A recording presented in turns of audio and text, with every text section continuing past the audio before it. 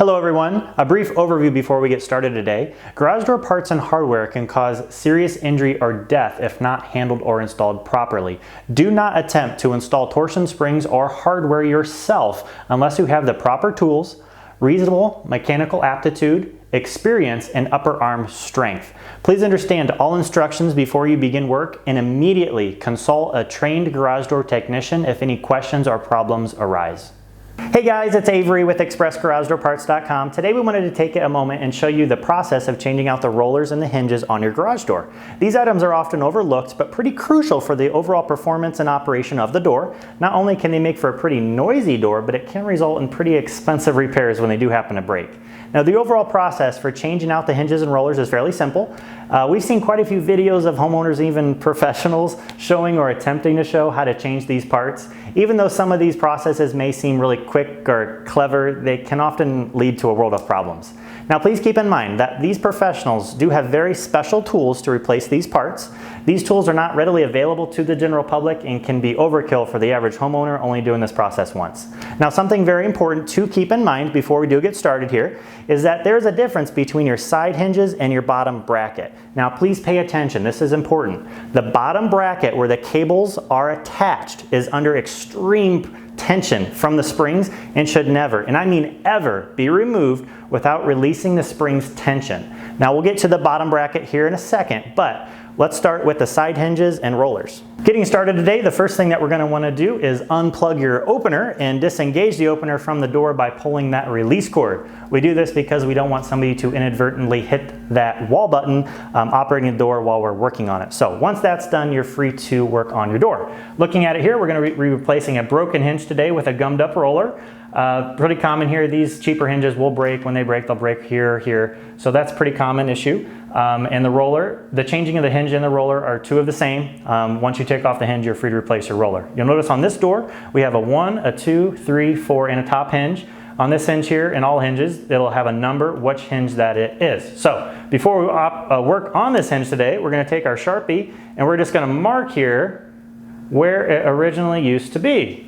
That way, these other notches and holes in the section, we don't go in those by accident, and we actually go where the old hinge originally was. So once that's done, I'm going to take an impact wrench with a 7/16 socket. If you don't have an impact wrench, you can use a wrench or a ratchet with a 7/16 socket on it. What you're just going to do, simply take off these bolts. That releases the hinge from the door.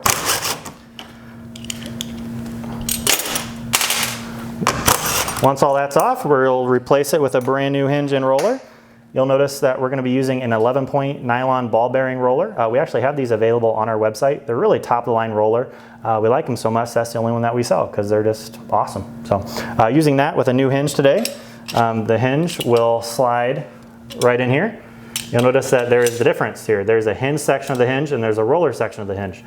The hinge part hinges and the roller section operates the roller. So once you have that in there, you're just going to slide the roller right back in, put your screws back in here, make sure you line it up again where your Sharpie hole was.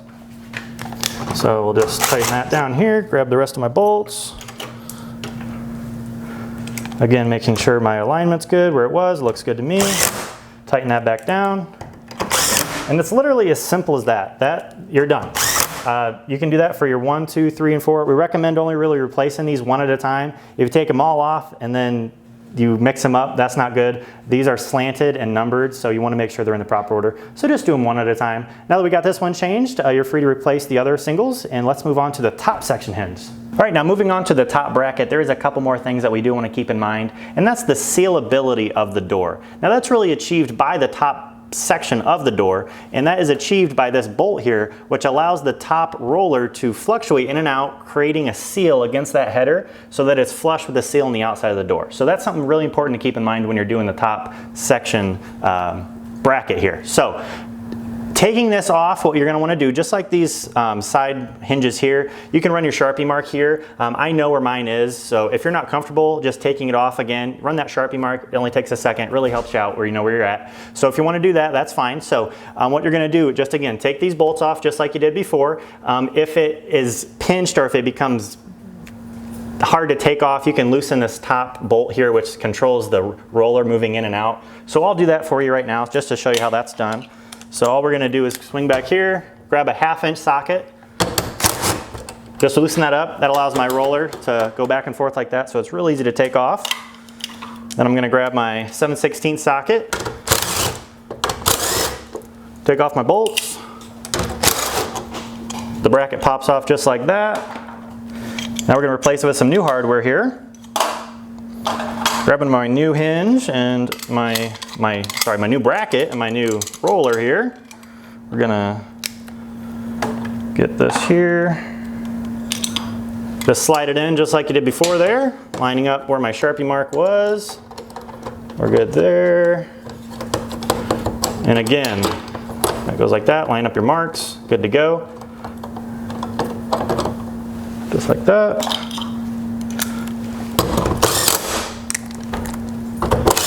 There you go, simple as that. Now that's loose again, so I want to make sure I'm creating a seal on the top section here. So if you lock this tight, if this is against the header here, when you fasten this bolt, if the door raises up and happens to hit that cable drum on the top of your brackets there, you want to adjust that. If the door was out a little bit when you started, there's probably a good reason for that. So keep that in mind before you even take this bracket off. Look back here and see where your seal was so it can return to that when you're done. So all that's done, make sure all our bolts are tight. All that's good there. I'm going to switch over to my 1/2 inch socket again. What I'm going to do here, I'm going to take my thumb and my finger, I'm going to pull back on this, push forward with my thumb. That creates a seal against the top section there. I'm good to tighten that up. There we go, all nice and tight. Give it a once over here.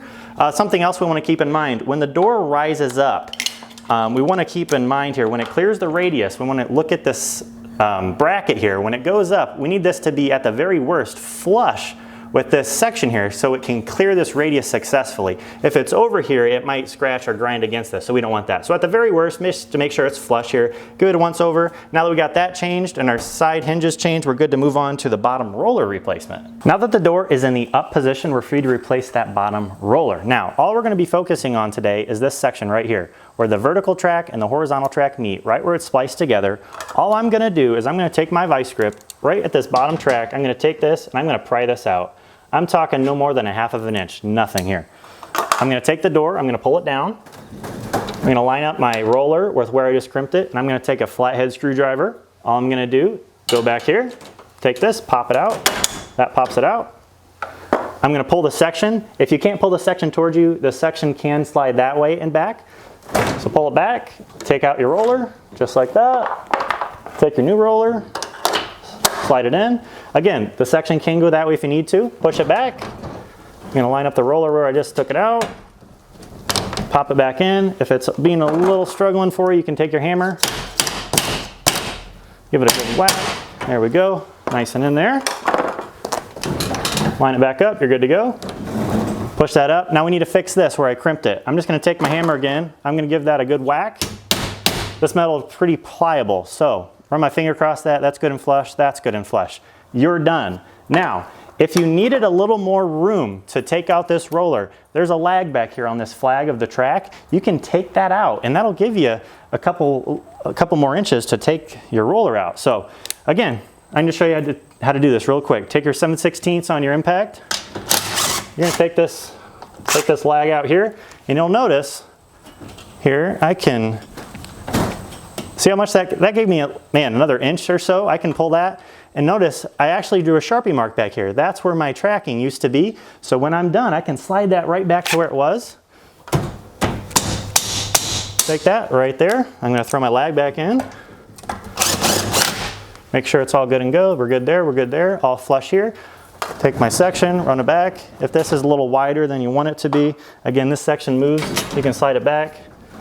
We're good to go. Okay, now every time we post one of these how-to videos, we get a barrage in the comments below of texts from around the country saying that they have a quicker way of doing this. And we understand that. We understand that there's special tools that you can use to do this. For instance, this is a track roller removal tool. So you can slide it behind your roller here. You can pop out the roller and replace it that way. When you do that though, you're damaging your tracks.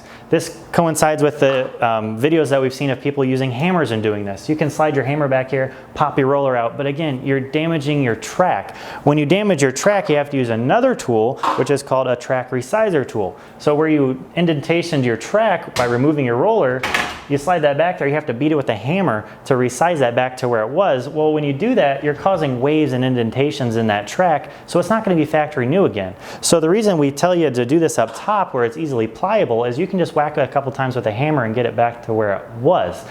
Being in business for over 50 years, we have trained service techs who've been doing this. We're not just an online retailer. We understand that there's a quicker way of doing this, but it's not really in the homeowner's best interest to do that because it will cause issues down the road. There's also another way that we've seen in the up position of removing your top roller. I'll show you that one right now.